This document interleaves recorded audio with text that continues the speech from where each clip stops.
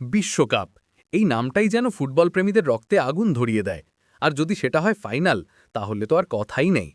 FIFA অনূর্ধ্ব-20 বিশ্বকাপের ফাইনালে মুখোমুখি হয়েছিল ফুটবলের দুই পরাশক্তি, 6 বারের চ্যাম্পিয়ন আর্জেন্টিনা আর আফ্রিকার গর্ব মরক্কো। বিশ্ব সেরা হওয়ার হাতছানি, তারুণ্যের দুরন্ত গতি আর স্বপ্নের সোনালি ট্রফি, এই সব কিছুকে সঙ্গী করেই চিলির সান্তিয়াগোর এস্তাদিও ন্যাশনাল মার্টিনেজ প্রাদানো স্টেডিয়ামে শুরু হয়েছিল ফাইনালের মহারণ।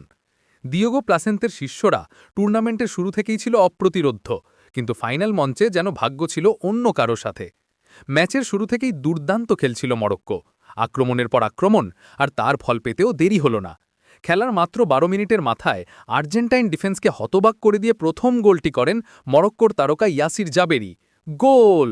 Score line Argentina 0, Morocco 1। এক গোলের ধাক্কা সামলে ওঠার আগেই আরেকবার আঘাত হানলেন সেই ইয়াসির জাবেরি।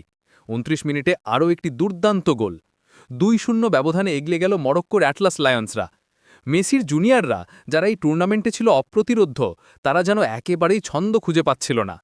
প্রথমার্ধের পরেই ঘুরে দাঁড়ানোর আপ্রাণ চেষ্টা করে আর্জেন্টিনা, কিন্তু মরক্কোর জমাট রক্ষণ ভাঙা ছিল যেন অসম্ভব। বারবার আক্রমণ করেও গোলের দেখা পাচ্ছিল না আলবিসেলেস্টেরা। অন্যদিকে ঠান্ডা মাথায় ম্যাচের নিয়ন্ত্রণ নিজেদের হাতে রাখে মরক্কো। স্কোরলাইন 2-0। শেষ মাসি বাজল, স্বপ্নভঙ্গ হল আর্জেন্টিনার, আর ইতিহাস তৈরি করল মরক্কো। ফাইনালে আর্জেন্টিনাকে 2-0 গোলে হারিয়ে প্রথমবারের মতো ফিফা অনূর্ধ্ব-20 বিশ্বকাপের শিরোপা জিতল মরক্কো। দ্বিতীয় আফ্রিকান দল হিসেবে তারা এই কৃতিত্ব অর্জন করল। ট্রফি হাতে মরক্কোর দলের বাঁধভাঙা উল্লাস।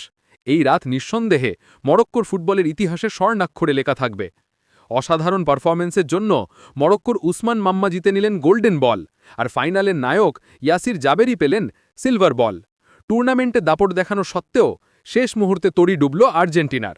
অন্যদিকে তারুণ্যের ঝলকে বিশ্বসেরা হল মরক্কো। ফিফা অনূর্ধ্ব-20 বিশ্বকাপ আবারও প্রমাণ করল, ফুটবলকে ভালোবাসলে, স্বপ্ন দেখলে অসম্ভব বলে কিছু নেই।